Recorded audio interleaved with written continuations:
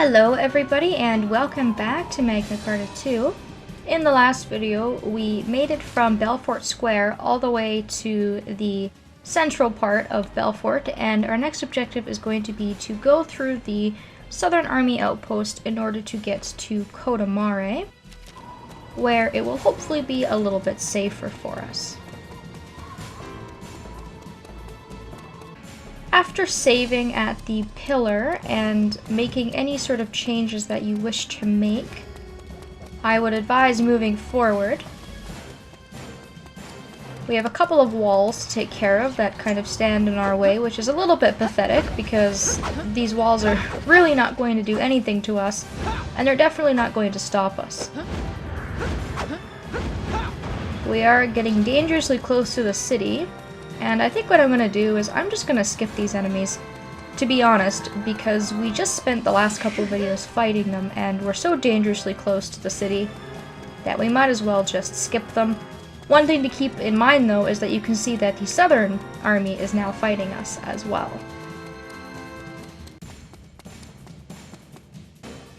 So when you get to the outpost, you will notice that the entire place is deserted. There is nobody around, which I can't tell is good or bad, because if people were around, we would probably have to fight our way through the area. So when you're ready, what you're going to want to do is go towards the exit for a boss fight.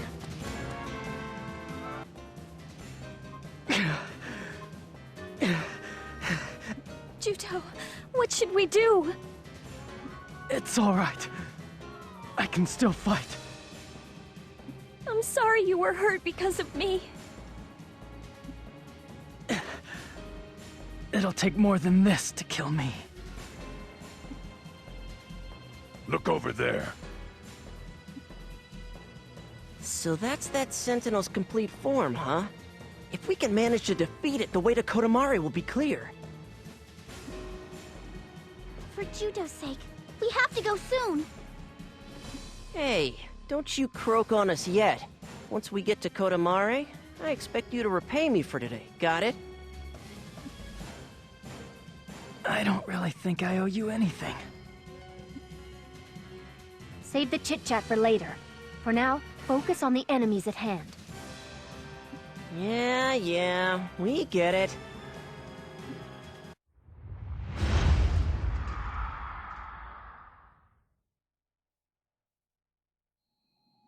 Alright, so here we have another Sentinel battle. This is the complete form of the half Sentinel that we had seen earlier with Algar. So this guy's a little bit more tough, as one can imagine, than the half form. Fortunately for us though, this Sentinel only has one health bar instead of two. And there's only a couple of things we really need to watch out for with this guy. One is that he will hit a character for a lot of damage, and then he will use that to heal himself. Tell me if you need me. That didn't even He can inflict you with exhaustion. I do believe it's exhaustion, which is a deadly status effect that will drain all of your con, which will make it really difficult to do any sort of chaining. And he does have just the one powerful attack when he takes party member's health and heals himself. His regular attacks aren't really that bad, and it's fairly easy to stay away from him. So what I'm going to do is chain using some really powerful moves that I have put onto Rue and Crocell that eat up quite a bit of con. However, I think that by doing this, it will maximize my damage output and get the battle done faster.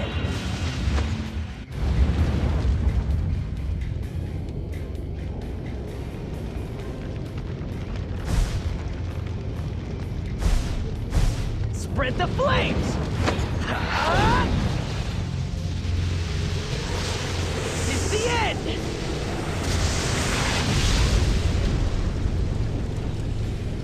Piece of cake. I'm coming to the rescue now. Now hopefully I can oh there we go. I was gonna say hopefully I can generate that last little bit of con that I need to finish up the chain. Unfortunately, if you don't attack quickly, you will lose the con.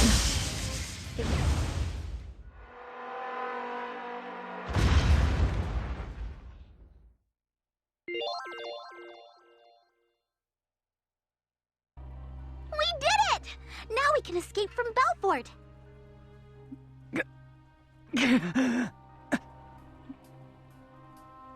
Hey, hang in there. Juto! Yeah. Sorry. Let's hurry. Hold on for just a little longer. Be strong.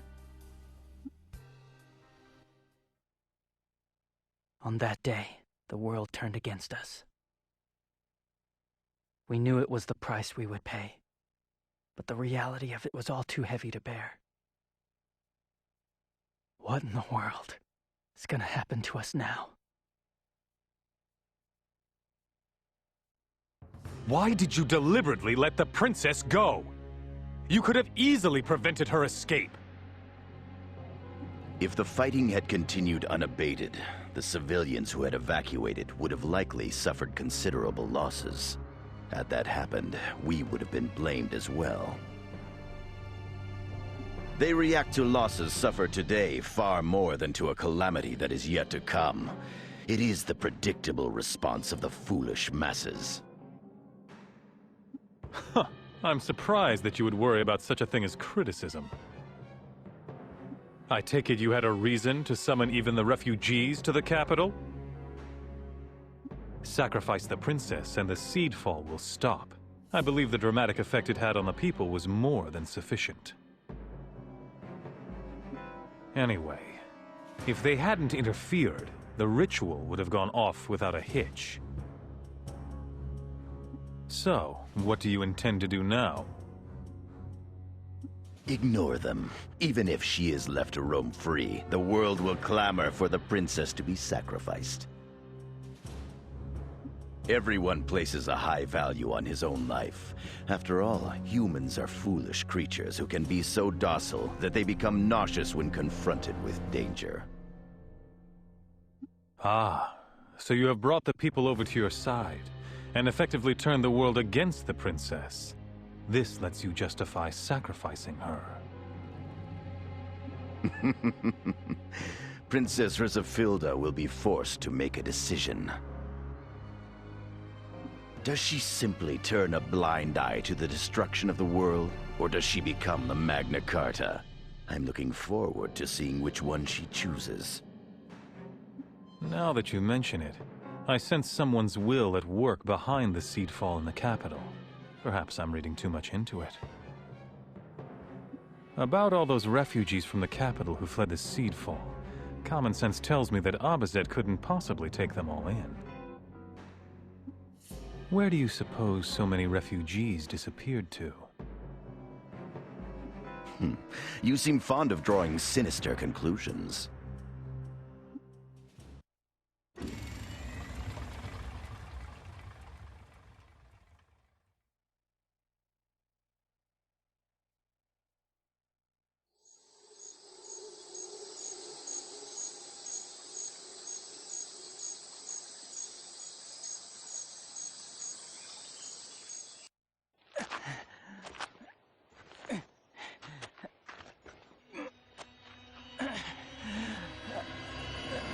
Juto!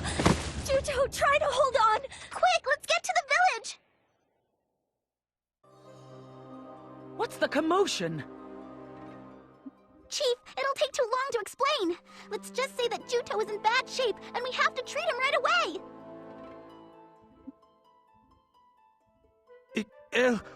I mean, Juto. How in the world was he hurt so badly? You already made it here, huh? You are safe, I see. Yes. Thanks to your help, I was able to reach Cota Mare safely in one piece. Did something happen to Juto? Wait, these wounds are... Did he disobey a command from Schuenzeit? Wait, how could you possibly know that? You see, they're designed to, well, catch fire if they disobey their master's orders. Anyway, I will examine him. To bend the will of the Sentinel he created to his own, the Master used the simplest and most reliable of methods. And that was pain. Now, Sentinels lack the very concept of defiance due to their low intelligence, so there is no need to use pain on them.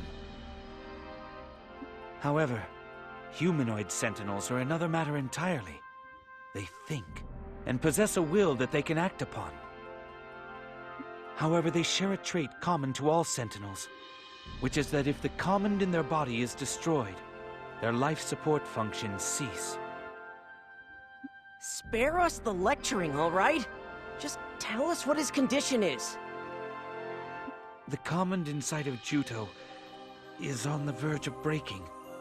It's a miracle that he's held on for this long.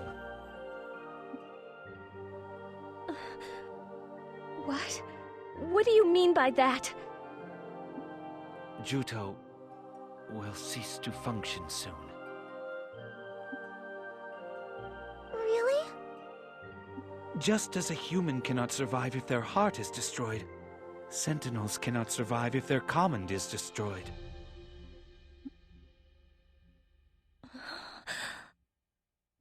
Juto, this is all my... Princess Rusafilda. Nyx, is there anything we can do to save him? As the Magna Carta, it won't be impossible for you, Princess, but it will be dangerous. What is it that I need to do? The brand of the Blood Pact. You need to re-imprint him with it. If you were to replace Juto's broken Kamond with one that was intact, and then form a whole new pact with him, it may work. But understand, that will mean that you yourself will become Juto's master, taking the place of Schuenzeit. I will be like Schuenzeit? Yes. By nature, Juto is much like a puppet. Life is breathed into him by way of the Blood Pact, which then imbues him with a portion of his master's life. Juto is a life form which is given life through wizardry. Juto's condition is that his Kamond was destroyed when he disobeyed his master, and the seal that bound them through the power of the Pact is beginning to fade. His link with his master has been severed, and his life hovers in danger. Therefore, if a new master can establish a pact and imbue him with new life, Juto can recover. However, there is no precedent for replacing a master. It's never been done before, so I can't predict what might happen.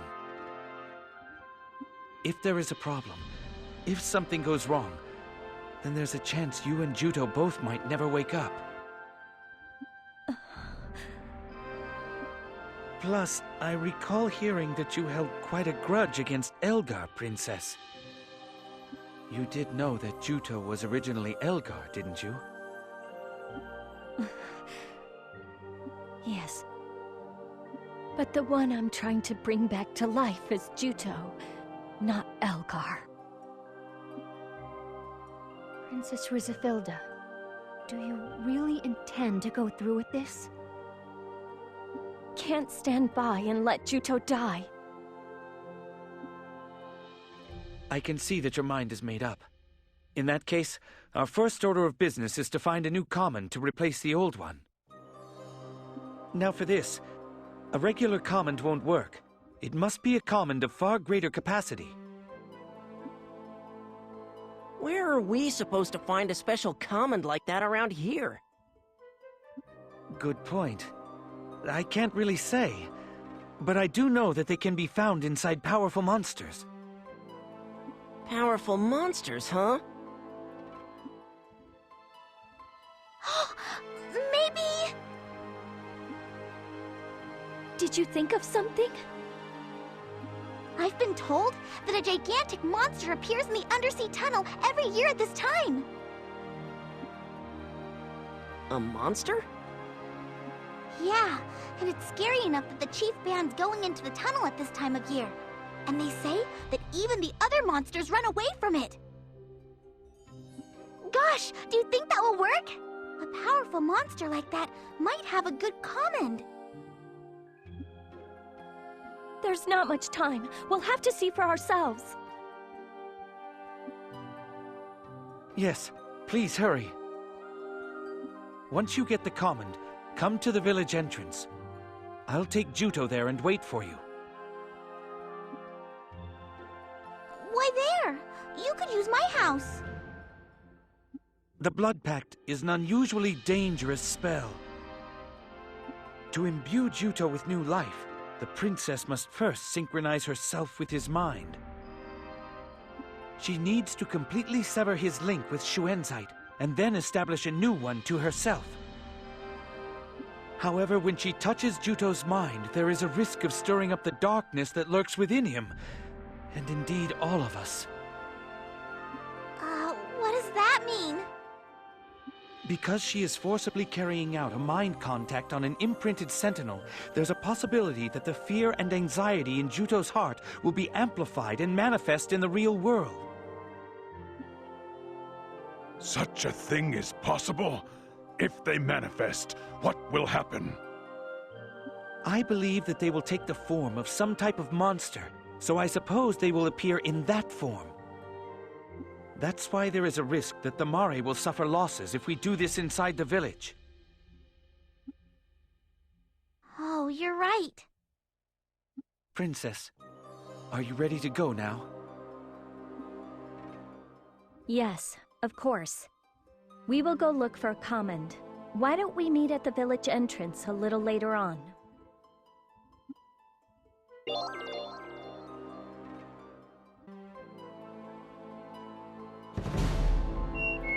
Okay, so after all of that, our next objective is going to be to speak with the village chief. However, you can see that Nyx has a checkmark above his head, so let's speak to him. And he's going to tell us a little bit more about Vyzen, which is going to finish up the quest we've had in our log for quite some time called The Sad Truth. And if we speak to him again, we will get the next quest in this quest line. And he actually knows who Vyzen is. And he's heard about it and knows about it, and fortunately he's going to be able to tell us where Vyzen's body is. And it's going to be in the Ruhalt Plateau, in a big pile of Sentinel wreckage, which is pretty sad. I mean, Sentinels are monsters, but they were people at some point. And we're not going to be able to go there for quite some time, but you do want to make sure to speak to Nyx and get that in your quest log for the future. Now, I think because there was so much talking going on, I'm going to have to stop the video here before we continue onwards. But now that we finally made it to Cota Mare, we can kind of just breathe a little bit, take a bit of a break before we move on to the next objective. Thank you all so very much for watching, and I hope that I will see you next time.